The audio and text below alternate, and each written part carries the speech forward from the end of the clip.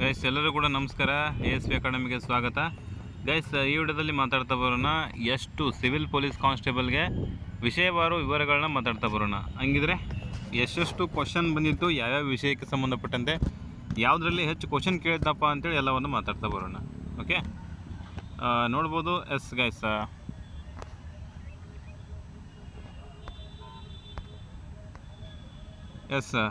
ಈಗ ನೋಡ್ಬೋದು ಮಾನಸಿಕ ಸಾಮರ್ಥ್ಯನೇ ಜಾಸ್ತಿ ಇದೆ.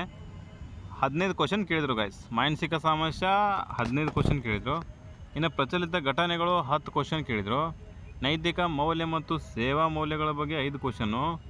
ಭಾರತೀಯ ರಾಜ್ಯ ವ್ಯವಸ್ಥೆ ಸಂವಿಧಾನದ ಬಗ್ಗೆ 14 ಕ್ವಶನ್ ಕೇಳಿದರು. ಇನ್ನು ನೆಕ್ಸ್ಟ್ ಸಾಮಾನ್ಯ ಜ್ಞಾನ GK, ಸ್ಟ್ರಾಟಜಿಕೆ ಅಂತ ಕರಿತೀವಲ್ಲ ಅದು, ಮತ್ತು ಕ್ರೀಡೆಗೆ ಸಂಬಂಧಪಟ್ಟಂಥ 5 ಕ್ವಶನ್ನ ಕೇಳಿದರು. ಇನ್ನು ನೆಕ್ಸ್ಟ್ ಬಂದುಬಿಟ್ರೆ ಅರ್ಥಶಾಸ್ತ್ರದಲ್ಲಿ 2 ಕ್ವಶನ್ ಕೇಳಿದರು. ಆಮೇಲೆ ಸಾಮಾನ್ಯ ವಿಜ್ಞಾನ ತಂತ್ರಜ್ಞಾನದಲ್ಲಿ 17 ಕ್ವಶನ್ ಕೇಳಿದರು. ಪರಿಸರ ಬಗ್ಗೆ 2 ಕ್ವಶನ್ ಕೇಳಿದರು. ಕರ್ನಾಟಕದ ಭೂಗೋಳದಲ್ಲಿ 2 ಕ್ವಶನ್ ಕೇಳಿದರು. ಭಾರತ ಮತ್ತು ವಿಶ್ವ ಭೂಗೋಳದಲ್ಲಿ 9 ಕೇಳಿದರು.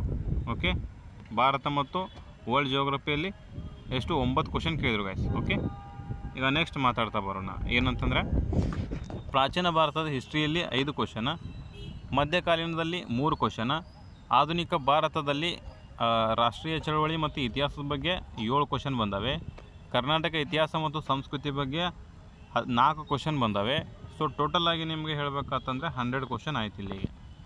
ಸೊ ನೋಡ್ಬೋದು ಗೈಸ್. ಓಕೆ, ಇದಿಷ್ಟು ಎಷ್ಟೆಷ್ಟು ಬಂದಾವು ಎಷ್ಟೆಷ್ಟಿಲ್ಲ ಅಂಥೇಳಿ ಒಂದು ನಿಮಗೆ ಮಾಹಿತಿಯಾಗಿರ್ತದೆ. ಮತ್ತು ಓಲ್ಡ್ ಕ್ವಶನ್ ಪೇಪರ್ ನೋಡಿದಾಗ ಯಾವುದೂ ರಿಪೀಟ್ ಆಗಿಲ್ಲ. ಓಲ್ಡ್ ಕ್ವಶನ್ ಪೇಪರಲ್ಲಿ ಬಂದಿರತಕ್ಕಂಥದ್ದು ಯಾವುದೂ ರಿಪೀಟ್ ಆಗಿಲ್ಲ. ಬಟ್ ಇದು KA ಟ್ರೆಂಡ್ ಅಲ್ಲ.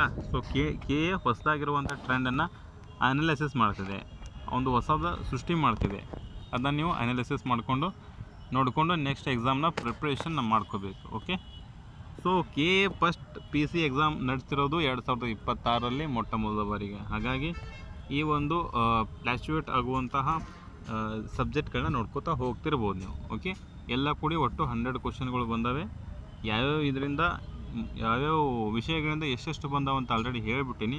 ಮತ್ತು ಕ್ವಶನ್ ಪೇಪರ್ ಪ್ಯಾಟರ್ನ್ ನೋಡೋದಂತಂದರೆ ನೀವು ಹೆಂಗಿತ್ತು ಕ್ವಶನ್ ಪೇಪರ್ ಅಂತಂದರೆ, ಸಿಂಪ್ಲಿ ಹೇಳೋದಂತಂದರೆ ನಿಮಗೆ ಸೊ ಈಸಿನೇ ಇತ್ತು. ಕ್ವಶನ್ ಪೇಪರ್ ಈಸಿ ಇತ್ತು.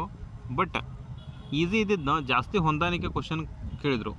ಜಾಸ್ತಿ ಹೊಂದಾಣಿಕೆ ಕ್ವಶನ್ ಕೇಳಿದಾಗ ಹುಡುಗರಿಗೆ ಏನಾಗ್ಬಿಡುತ್ತೆ ಅಂತ ಥಿಂಕ್ ಮಾಡೋಕ್ಕೆ ಇಲ್ಲೇ ಹೋಗಿಬಿಡುತ್ತೆ. ಒಂದೊಂದು ಕ್ವಶನ್ಗೆ 20ರಿಂದ 30 ಸೆಕೆಂಡ್ ಹೋಯಿತು ಒಂದೊಂದು ಕ್ವಶನ್ಗೆ. ಇಂಥ ಒಂದಿಷ್ಟು ಬರೆಯರೆ ಒಂದು 5-6 ಕ್ವಶನ್ ಕೇಳವ್ರೆ. ಸೊ ಇಲ್ಲೇ ತುಂಬ ಟೈಮ್ ಕಿಲ್ಲಿಂಗ್ ಆಯಿತು.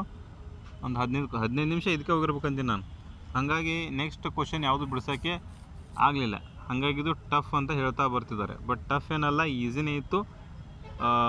ಮತ್ತು ಹೇಳಿಕೆ ರೂಪದಲ್ಲಿ ಕೇಳಿದಾಗ ಮತ್ತು ಮೆಂಟಾಲಿಟಿನೂ ಇರೋ ಕಾರಣಕ್ಕಾಗಿ ಮೆಂಟಾಲಿಟಿನ ಬಿಡ್ಸೋಕ್ಕೂ ಕೂಡ ಟೈಮ್ ಸಿಕ್ಕಿಲ್ಲ. ಮತ್ತು ಕರೆಂಟ್ ಅಫೇರ್ಸು ತುಂಬ ಹಳಿವೇನು ರಿಪೀಟ್ ಆಗಿಲ್ಲ. 1-2 ತಿಂಗಳು ಮ್ಯಾಗ್ಝಿನ್ದು ಅಷ್ಟೇ ಕೇಳಿದ್ದಾರೆ.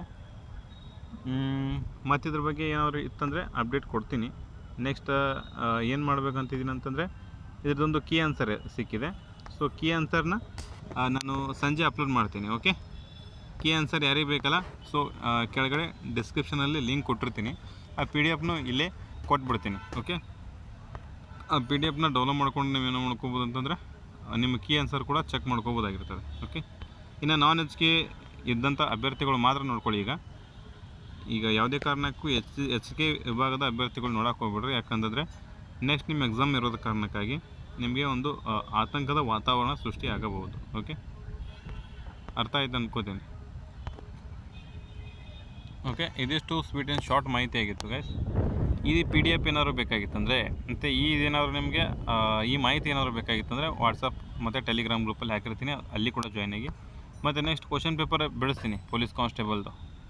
ಅದು ನಿಮಗೇನಾದರೂ ಬೇಕಾಗಿತ್ತಪ್ಪ ಅಂದರೆ ಕೆಳಗಡೆ ಡಿಸ್ಕ್ರಿಪ್ಷನಲ್ಲಿ ಕೊಟ್ಟಿರ್ತೀನಿ ಲಿಂಕ್ನ, ಅಲ್ಲಿ ಹೋಗ್ಬಿಟ್ಟು ಜಾಯ್ನ್ ಆಗ್ಬೋದು. Thank you.